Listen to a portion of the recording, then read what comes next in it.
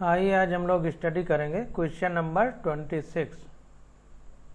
कह रहा है किसी समांतर पट्टिका संधारित्र की प्रत्येक पट्टिका का क्षेत्रफल 90 सेंटीमीटर स्क्वायर है और उनके बीच का पृथक्कन यानी दोनों प्लेटों के बीच 2.5 मिलीमीटर का डिस्टेंस है। 400 वोल्ट संभरण के संधारित्र को आवेशित किया गया है।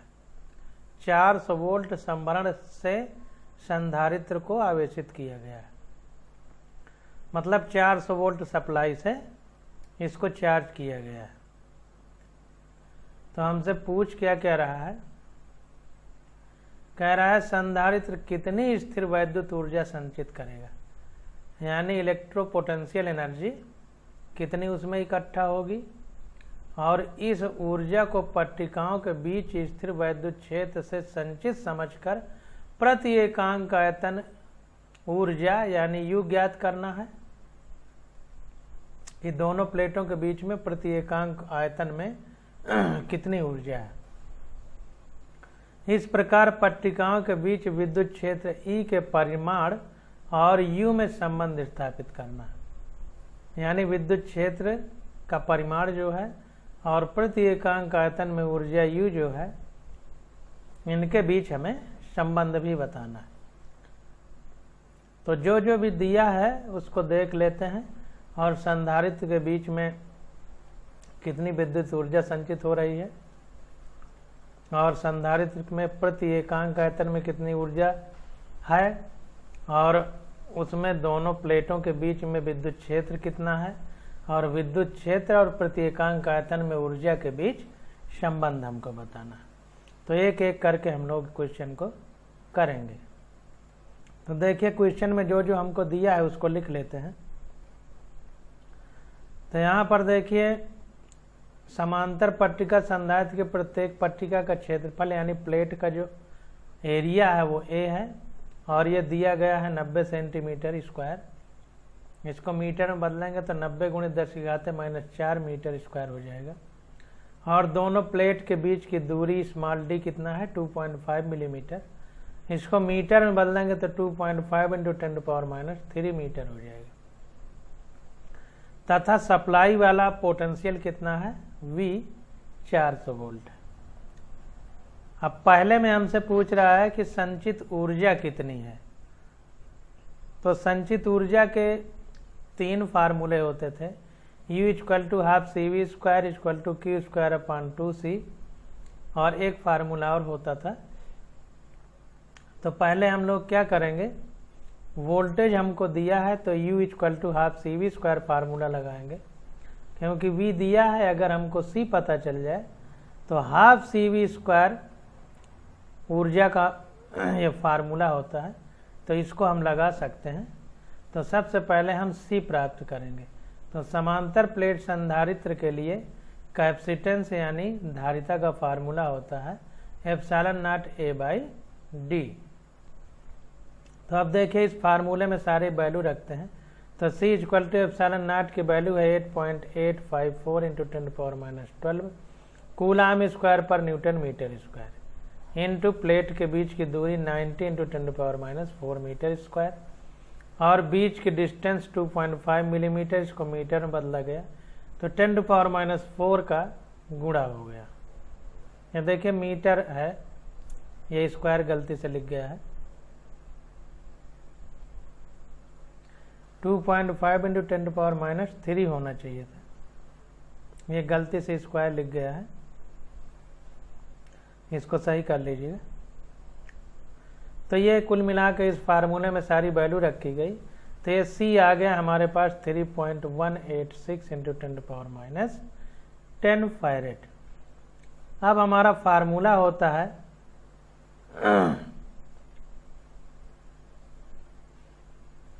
U के लिए 12CV²।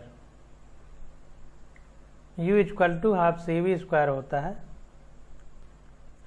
तो ये फार्मूला लगा देंगे तो U = हो गया 12C की वैल्यू अभी हमने निकाला है 3.186 × 10⁻11 फैरेड इंटू V 400 वोल्ट है तो उसका स्क्वायर हो गया। तो ये आ गया 2.55 × 10⁻6 जूल। अतः संधारित्र स्थिर वैद्युत ऊर्जा संचित करता है। अब देखिए संधारित्र की दोनों प्लेटें स्थिर रहती हैं, कहीं इधर उधर गतिमान तो है नहीं, तो उन प्लेटों में जो एनर्जी इकट्ठा होगी वो इलेक्ट्रोपोटेंशियल एनर्जी होगी, स्थिर वैद्युत ऊर्जा। तो कितनी आ गई हमारी 2.55 × 10⁻⁶ जूल। अब देखिए बी वाले विकल्प में हमसे कह रहा है कि संधारित्र की प्लेट में जो प्रति एकांक आयतन में ऊर्जा है उसकी विद्युत क्षेत्र के परिमाण से तुलना करना है। तो अब आगे देखते हैं। तो यहाँ पर देखिए संधारित्र द्वारा संचित स्थिर वैद्युत ऊर्जा U जो है 12CV², हमने ये पहले ही निकाल रखी है, तो U इतना हो गया।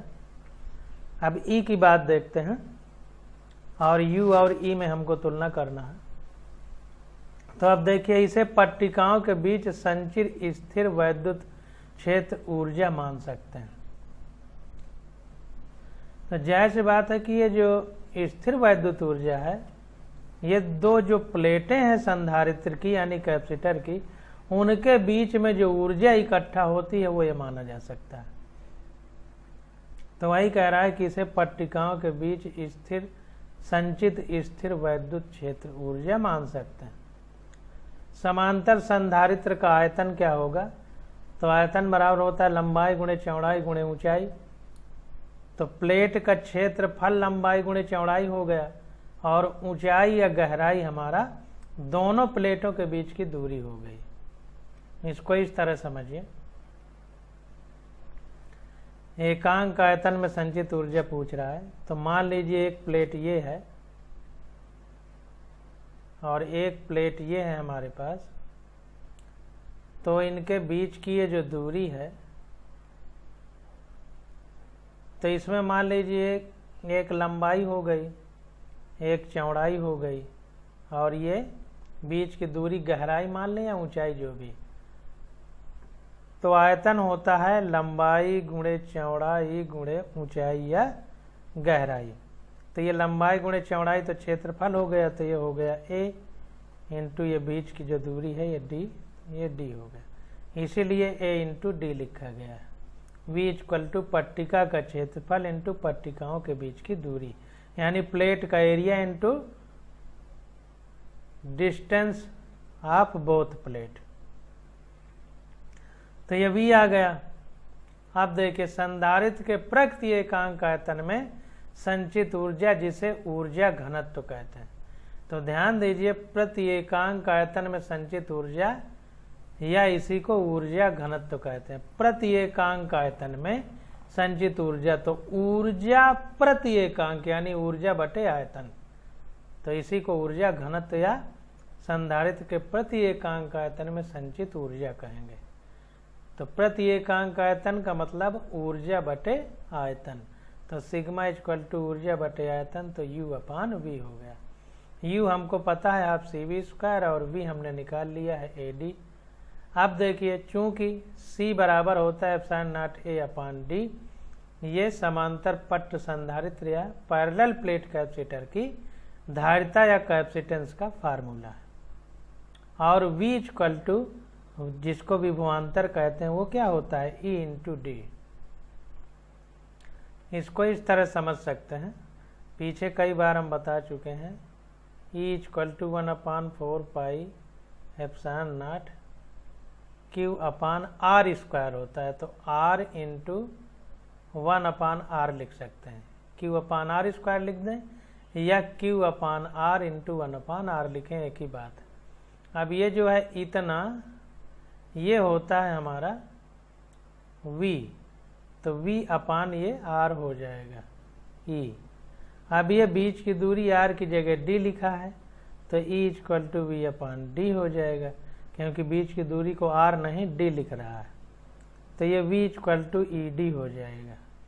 तो वही चीज़ यहाँ पे लिखा है, V = विभवांतर = E इंटू D लिखा है। तो यहाँ पर C ये है और V की जगह ये रख देंगे। जब ये रख देंगे तो हमारा सिग्मा निकल आएगा। तो पट्टिकाओं के बीच विद्युत क्षेत्र का परिमाण गुणे दूरी ये चीज है विद्युत क्षेत्र का परिमाण गुणे बीच की दूरी। अब समीकरणों 3 एवं 4 से तो 1/2 C की वैल्यू रख देंगे, ε0 A/d इंटू V की वैल्यू यहाँ पर रख देंगे तो E इंटू डी का होल स्क्वायर अपान AD हो जाएगा। तो ये सॉल्व करने पे आ जाएगा सिग्मा इक्वल टू 1/2 ε0 E²। ये इतना कट जाएगा, ये D से D कट जाएगा और ये D से फिर एक D कट जाएगा और A से A कट जाएगा।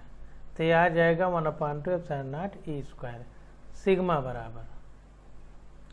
तो इस प्रकार से हम लोग प्रति एकांक आयतन में ये ऊर्जा आ गई, जिसको सिग्मा कहते हैं, जिसको ऊर्जा घनत्व कहते हैं। तो ये आ गया हमारे पास। आप देखिए आगे देखते हैं, ये ऊर्जा घनत्व आ गया सिग्मा का फार्मूला। अब इसमें सारी वैल्यू हम रख देंगे तो सिग्मा का मान आ जाएगा, जो सिग्मा एवं विद्युत क्षेत्र ई के मध्य अभीष्ट संबंध है। तो सिग्मा और ई के बीच ये संबंध आ गया और सिग्मा बराबर क्या है, ऊर्जा बटे आयतन। तो स्थिर वैद्युत ऊर्जा बटे आयतन, तो U/A इंटू डी, आयतन अभी क्षेत्रफल गुणे बीच की दूरी अभी हमने ऊपर निकाला है। तो ये आ गया सिग्मा इक्वल टू U की वैल्यू हमको पता ही है, U देखिए यहाँ हमने निकाला है, ये U निकाला है, ये U निकल के आया है। तो यहाँ पर U की वैल्यू रख देंगे 2.55, ये 2.55 इंटू 10⁻⁶ अपान प्लेटों का क्षेत्रफल 90 इंटू 10⁻⁴ इंटू बीच का जो डिस्टेंस है वो है 2.5 इंटू 10⁻�3। तो ये जब वैल्यू हम लोगों ने रख दिया तो ये सॉल्व करने पे सिग्मा आ जाएगा 0.113 जूल पर मीटर क्यूब, क्योंकि ये ऊर्जा का मात्रक जूल और आयतन का मीटर क्यूब। तो ये मात्रक हो जाएगा जूल पर मीटर क्यूब। तो इस प्रकार से हम लोग क्वेश्चन सॉल्व करते हैं। अब अगला क्वेश्चन देखिए है 27 नंबर। इसमें कह रहा है कि एक 4 माइक्रोफैराड संधारित्र को 200 वोल्ट संभरण यानी सप्लाई से आवेशित किया जाता है। फिर संभरण यानी सप्लाई से हटाकर इसे एक अन्य अनावेशित 2 माइक्रोफैराड के संधारित्र से जोड़ा जाता है। पहले संधारित्र की कितनी स्थिर वैद्युत ऊर्जा का ऊष्मा और वैद्युत चुंबकीय विकिरण के रूप में ह्रास होता है। तो देखिए एक संधारित्र है जिसका 400 माइक्रोफैराड धारिता है, 4 माइक्रोफैराड, इसको 200 वोल्ट विद्युत की सप्लाई से इसको चार्ज कर लिया जाता है। इसके बाद अब सप्लाई से हटा दिया जाता है। अब इस 4 माइक्रोफैराड जो चार्ज हो गया है इसको 2 माइक्रोफैराड के संधारित्र के साथ जोड़ देते हैं जो नहीं चार्ज है। तो जाहिर सी बात है कि जब तार से जोड़ेंगे तो कुछ ऊर्जा का ऊष्मा के रूप में नुकसान होगा। जैसे जब बिजली का प्रवाह होता है तो तार गर्म हो जाते हैं, तो गर्मी में कुछ बिजली का नुकसान हो जाता है ऊष्मा के रूप में। तो इसमें भी पूरी की पूरी ऊर्जा जितनी ट्रांसफ़र होनी चाहिए 2 माइक्रोफैराड में वो नहीं हो पाएगी और कुछ का ऊष्मा और चुंबकीय विकिरण यानी रेडिएशन के रूप में नुकसान होगा। तो कह रहा है कि कितनी स्थिर वैद्युत ऊर्जा का ऊष्मा और वैद्युत चुंबकीय विकिरण के रूप में नुकसान होगा। तो कुल मिला के पहले 4 माइक्रोफैराड में कितनी ऊर्जा है वो निकाल लें, फिर 2 माइक्रोफैराड में कितनी ऊर्जा गई वो निकाल लें, फिर 4 माइक्रोफैराड से 2 माइक्रोफैराड में गई ऊर्जा को घटा दें। तो जितनी कमी आएगी वो कमी ही ऊष्मा और विकिरण के रूप में, चुंबकीय विकिरण के रूप में या इलेक्ट्रोमैग्नेटिक रेडिएशन के रूप में लॉस होगी। तो इस प्रकार से हम लोग करेंगे। तो देखते हैं इसको।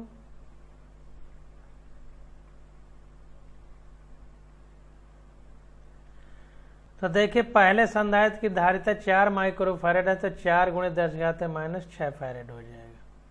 V1 इक्वल टू संधारित्र से जुड़े संभरण का विभव। तो पहले हमने जोड़ा है 200 वोल्ट सप्लाई से, तो 200 वोल्ट सप्लाई से तो V1 हमारा 200 वोल्ट हो गया। यदि C1 द्वारा संचित प्रारंभिक ऊर्जा इक्वल टू U1 है।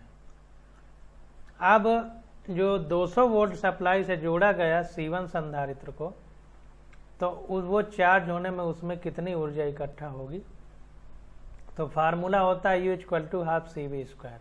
तो पहला है तो U1 equal to half C1 V1 square लिख दिया, तो U1 आ गया हाफ, C हमारा 4 माइक्रोफैरड है तो 4 × 10⁻⁶, और भी 200 वोल्ट है तो 200 का होल स्क्वायर, तो ये आ गया 8 × 10⁻² जूल आ गया। पहले में इतनी ऊर्जा है। अब सप्लाई हमने हटा दिया, अब ये पहले वाले संधारित्र को 2 माइक्रोफैरड संधारित्र से जोड़ा जा रहा है। तो देखिए कह रहा है कि जब 4 माइक्रोफैरड का संधारित्र अनावेशित 2 माइक्रोफैरड के संधारित्र से जोड़ा जाता है तो संधारित्र समांतर क्रम में होता है। जाहिर सी बात है कि जब हम जोड़ेंगे तो जो धन प्लेट है उसको धन के साथ जोड़ेंगे, जो ऋण प्लेट है उसको ऋण के साथ जोड़ेंगे। इसको इस तरह से जोड़ा जाएगा, जैसे एक संधारित्र की प्लेट ये है, ये पहला संधारित्र है और ये नीचे दूसरा है, इस तरह से, और ये पहले में ये धन वाली प्लेट है, ये इधर ऋण वाली है, ये इसमें इधर ऋण वाली है और ये इधर धन वाली है। तो अब ये पहले वाला है जो चार्ज हो गया है, तो इसके अंदर ऊर्जा है और इसी खाली है। तो अब इसको हम लोग कैसे जोड़ेंगे, इसको इस तरह से जोड़ेंगे कि इसकी ऋण वाली प्लेट इसकी ऋण प्लेट से जोड़ देंगे और इसकी धन वाली प्लेट इसकी धन वाली से जोड़ देंगे, तभी ये चार्ज होगा। तो अब धन वाली धन के साथ है, ऋण वाली ऋण के साथ है, तो जाहिर सी बात है कि अब संधारित्र में अगर मान लो ये इस तरह टर्मिनल निकले हुए हैं तो देखिए करंट का बंटवारा होगा, इसमें भी जाएगी इसमें।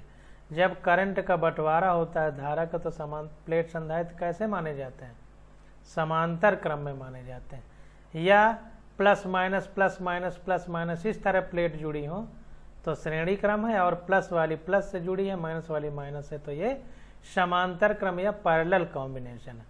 तो अब ये दोनों समांतर क्रम में एक तरह से जुड़े।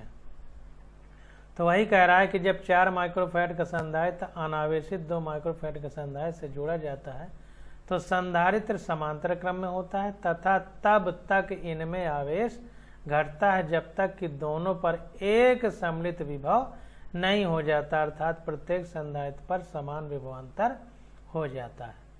तो कहने का मतलब यह है कि पानी से भरी 2 बाल्टी हो और एक खाली हो एक भरी हो और पाइप द्वारा खाली वाली बाल्टी में पानी जाने लगे, तो पानी तब तक जाएगा जब तक दोनों बाल्टी के पानी का ऊंचाई बराबर ना हो जाए, तब तक जाता रहेगा।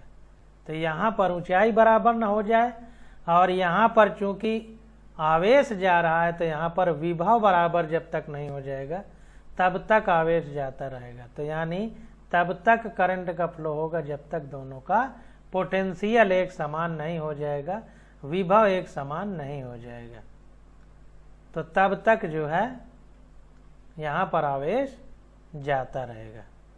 तो अब देखिए संधारित्रों पर कुल आवेश कितना होगा, तो संधारित्रों पर कुल आवेश, तो जाहिर सी बात है कि आप कुल आवेश दोनों संधारित्रों में बंट रहा है, तो दोनों के आवेश को अगर जोड़ दिया जाए तो वह उसी के बराबर होगा। तो यहाँ पर जो है हमारा कुल आवेश Q equal to Q1 plus Q2 हो जाएगा, यानी पहले संधारित्र में आवेश प्लस दूसरे संधारित्र में आवेश। अब Q इक्वल टू CV होता है, तो पहले के लिए C1 V1 हो जाएगा प्लस दूसरे के लिए C2 V2 हो जाएगा। तो ये Q equal to C1 V1 plus C2 V2 आ गया। तो C1 हमारा 4 × 10⁻⁶ है, गुणे V1 200 वोल्ट है, प्लस अब दूसरे के लिए, दूसरे में अभी जब जोड़ा नहीं गया है, देखिए जब जोड़ा नहीं गया है तब तक दूसरे में कोई आवेश नहीं है, तो 0, चूंकि Q2 इक्वल टू 0, दूसरे में कोई आवेश नहीं है, तो Q2 जब 0 है दूसरे में तो जाहिर सी बात है कि ये पूरा ही 0 हो जाएगा, क्योंकि ये Q2 है, Q2 में कुछ नहीं है तो ये 0 होगा। यहाँ C2 V2 लिखने का कोई मतलब नहीं था, तो 0 लिख दिया। तो ये आवेश हो गया 8 × 10⁻⁴ कूलाम। क्यों हो गया ये? यहाँ पर आवेश हमारा आ गया 8 × 10⁻⁴ कूलाम। अब यहाँ पर देखिए, हम एक तरह से और समझ सकते हैं कि जो पहले संधारित्र में आवेश है वही दूसरे में जाएगा। तो जाहिर सी बात है कि जैसे 2 बाल्टी हैं पानी की, तो एक खाली है एक भरी हुई है, तो पहले से जब दूसरे में पानी जाएगा तो जो पहले में पानी है वही तो दूसरे में जा रहा है। तो जितना पहले में है उतना ही तो पानी रहेगा, चाहे 2 बाल्टी में भर दिया जाए चाहे 3 बाल्टी में, पानी तो उतना रहेगा। तो जो पहले में आवेश है, आवेश तो उतना रहेगा चाहे वो दूसरे में भी चला जाए। तो इसलिए पहले में जो आवेश है दूसरा में कोई नहीं था तो 0 लिख दिया गया। तो 8 × 10⁻⁴ कूलाम आवेश आ गया, और यही दोनों में वितरित होगा ये आवेश। अब देखते हैं जब समांतर क्रम में जोड़ा गया तो समांतर क्रम में कुल धारिता का फार्मूला क्या होता है? श्रेणी क्रम में 1/c' = 1/c1 + 1/c2 होता है, और समांतर क्रम में c' = c1 + c2 होता है फार्मूला। तो पहले संधारित्र का आवेश 4 माइक्रोकूलाम फैरेड, दूसरे का 2 माइक्रोफैरेड, तो कुल धारिता कितनी आ गई? 6 माइक्रोफैरेड। अब इसको फैरेड में बदलेंगे जब, तो ये हमारे पास आ जाएगा 6 × 10⁻⁶ फैरेड। तो ये दोनों संधारित्र जब जोड़ दिए गए समांतर क्रम में तो ये धारिता आ गई। अब देखिए, जब समांतर क्रम में जोड़ा जाता है तो विभव दोनों के लिए समान रहेगा, और जब श्रेणी क्रम में जोड़ा जाता है तो आवेश दोनों के लिए समान रहता है। ये बार बार हम कह रहे हैं, क्योंकि श्रेणी क्रम में आवेश धारा दोनों में बराबर जाती है श्रेणी क्रम में, और समांतर क्रम में एक ही तरफ दोनों प्लस प्लस प्लेट जुड़ी रहती हैं और एक तरफ दोनों माइनस माइनस, तो विभव दोनों तरफ समान ही रहता है दोनों संधारित्रों में, या और ज़्यादा जुड़े हों तो उनमें भी। तो जाहिर सी बात है कि यह सम्मिलित विभव V है, तो उभयनिष्ठ विभव V क्या होगा? Q = CV होता है, तो V = Q/C। Q का मतलब कुल आवेश बटे कुल धारिता। तो V = कुल आवेश कितना भी निकाला था 8 × 10⁻⁴ कूलाम, और कुल धारिता आ गई है 6 × 10⁻⁶। तो ये V आ गया हमारा 800/6 = 400/3 वोल्ट। ये उभयनिष्ठ विभव आ गया, मतलब दोनों के लिए जो विभव है, कॉमन वोल्टेज जिसको कहेंगे, दोनों संधारित्र या कैपेसिटर के लिए। अब देखिए, हमसे पूछा क्या है, कितनी वैद्युत ऊर्जा का ऊष्मा और विद्युत चुंबकीय विकिरण में लॉस होगा? तो पहले देखिए, अकेले उसकी ऊर्जा निकाल लें पहले वाले की, वो हमने निकाल लिया है यहाँ पर।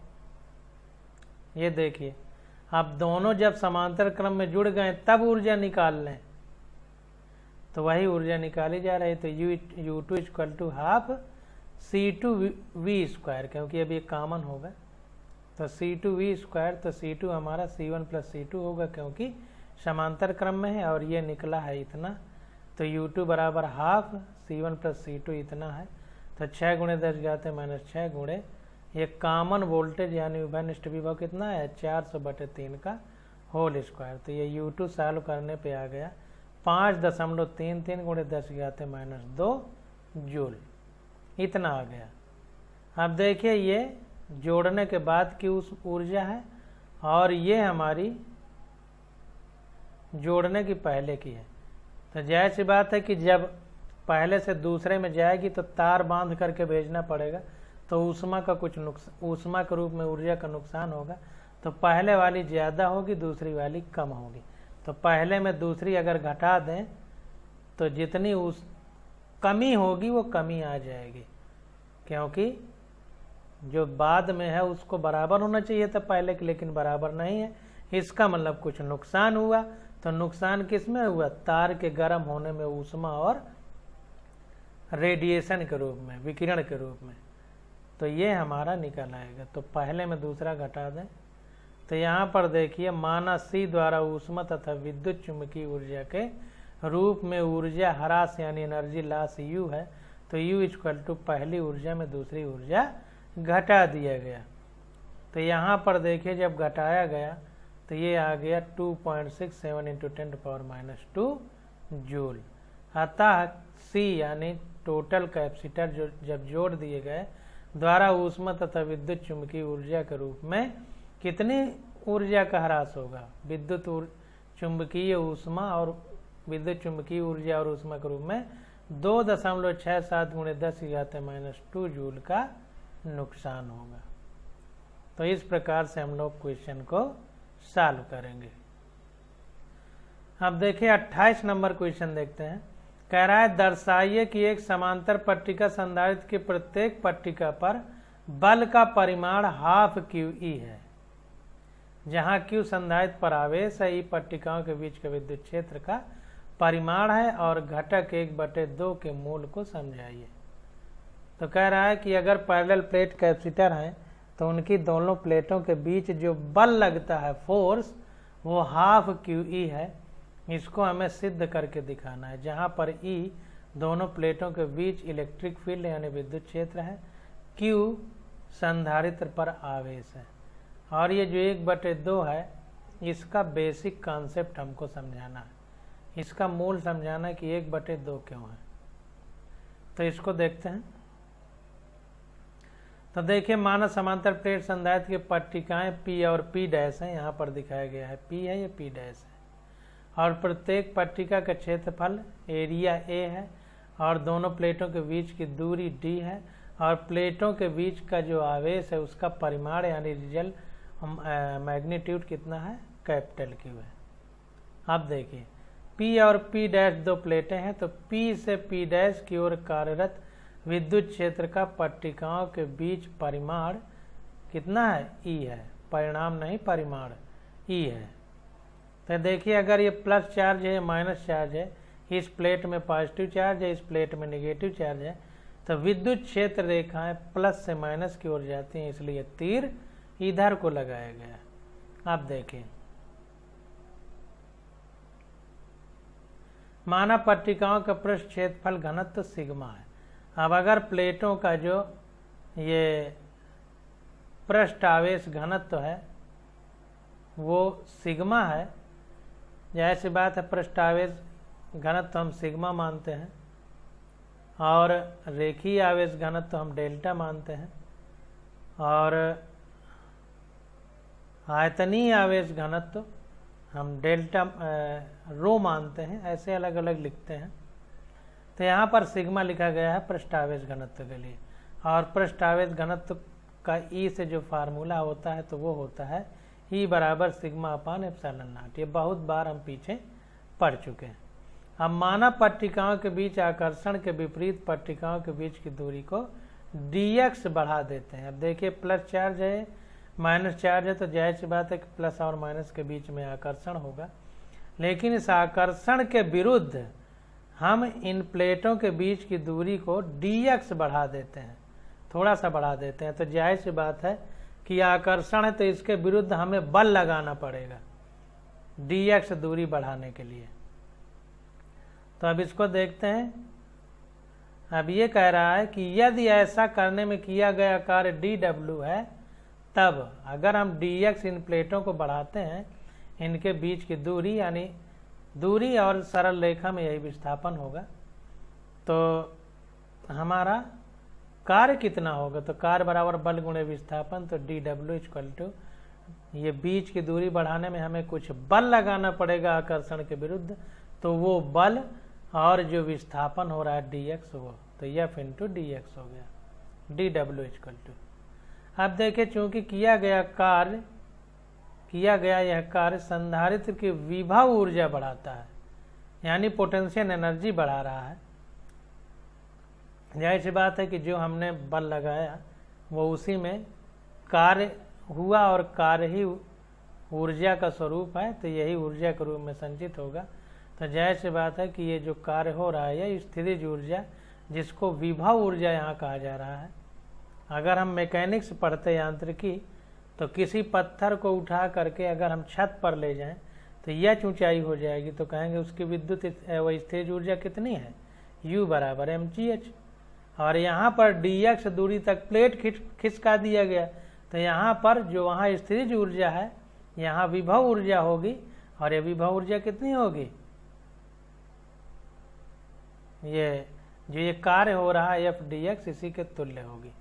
तो ये जो dx जो ये कार्य हुआ इतनी ही इसकी विभव ऊर्जा बढ़ जाएगी। तो वही कह रहा है कि चूंकि किया गया कार्य, यह कार्य संधारित्र की विभव ऊर्जा बढ़ाता है, इसलिए संधारित्र पट्टिकाओं वाले समांतर पट्टिकाओं वाले संधारित्र की प्रति एकांक आयतन विभव ऊर्जा कितनी होगी, U बराबर half epsilon not E square. अब देखिए यहाँ पर आयतन की बात क्यों हो रही है, तो आयतन की बात इसलिए हो रही है क्योंकि ये पट्टिका की लंबाई चौड़ाई है और बीच की ये दूरी है। तो लंबाई चौड़ाई और ये बीच की दूरी, तीन विमा आ गई।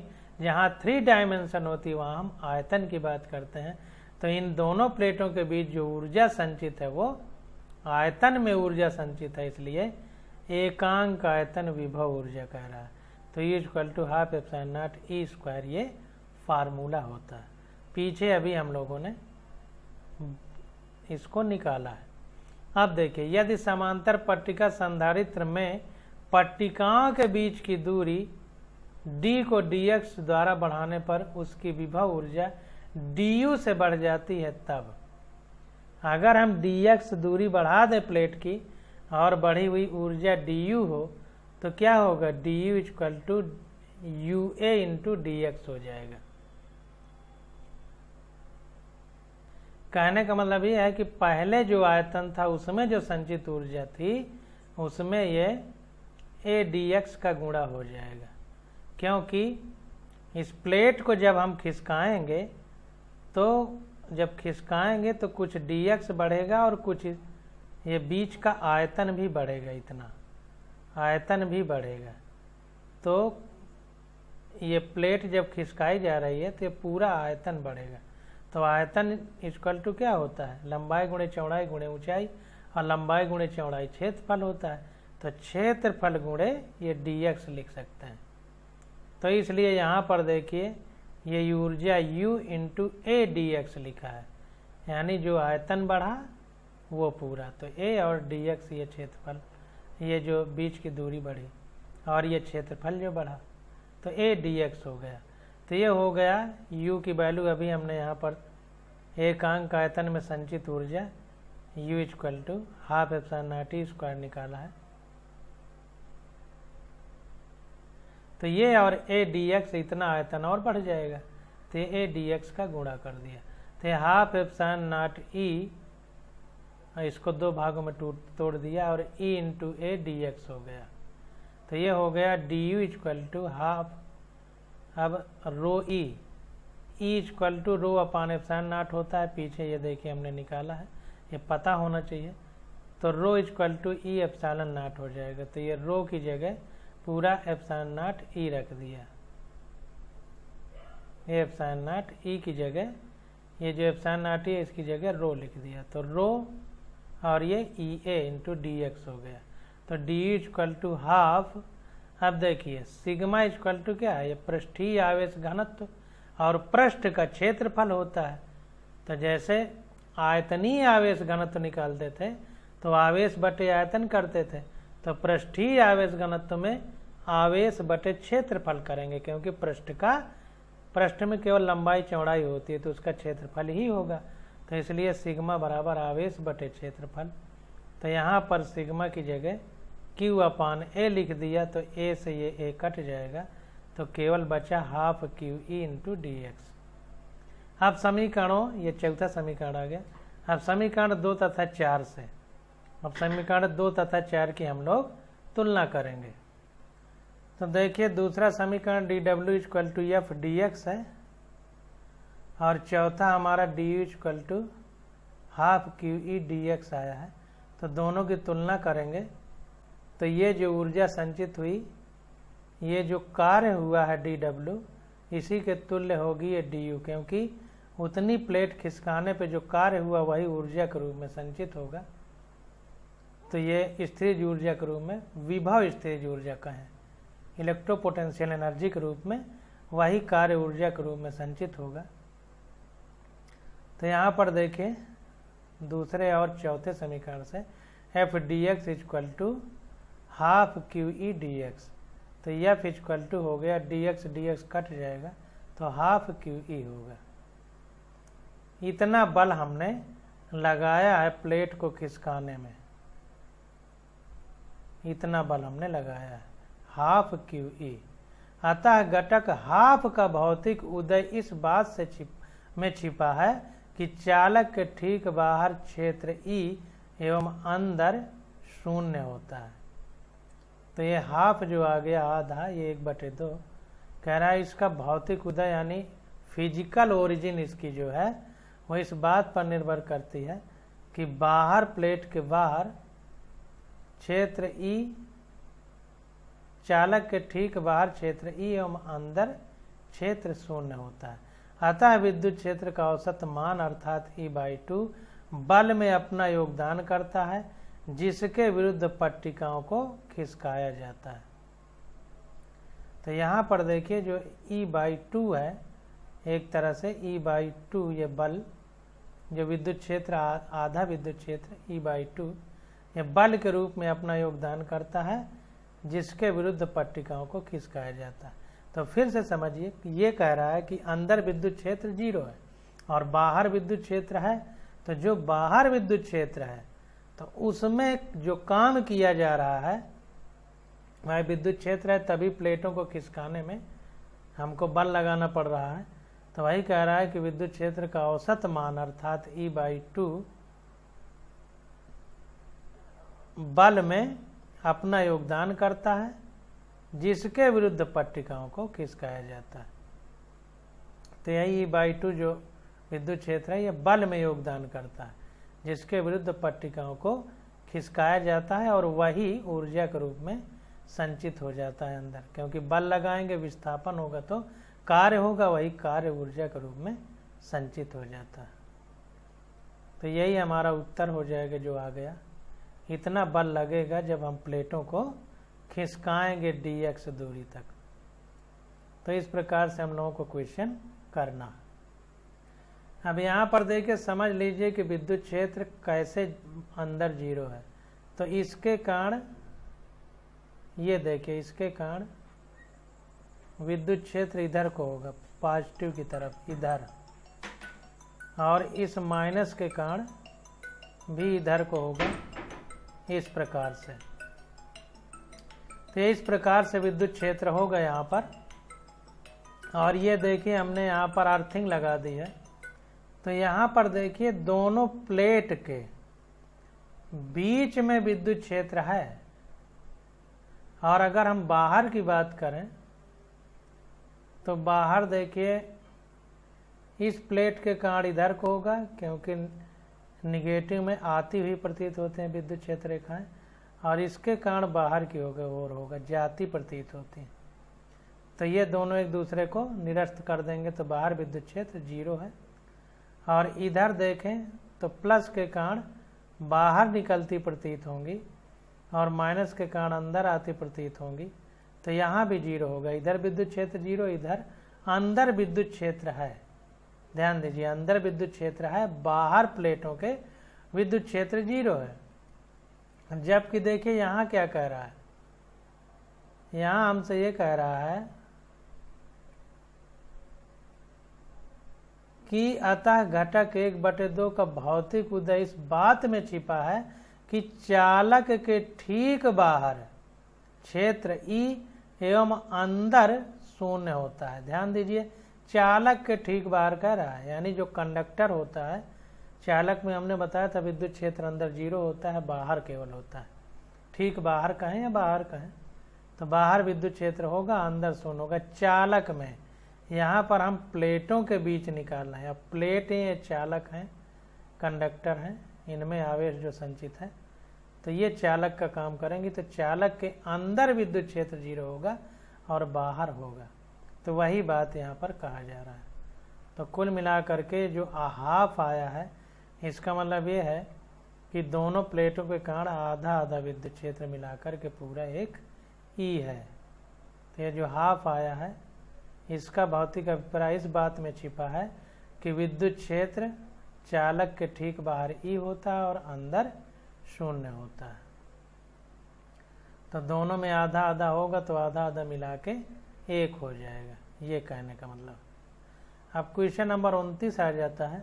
इसकी स्टडी हम लोग अगले लेक्चर में करेंगे। आज बस यहीं तक।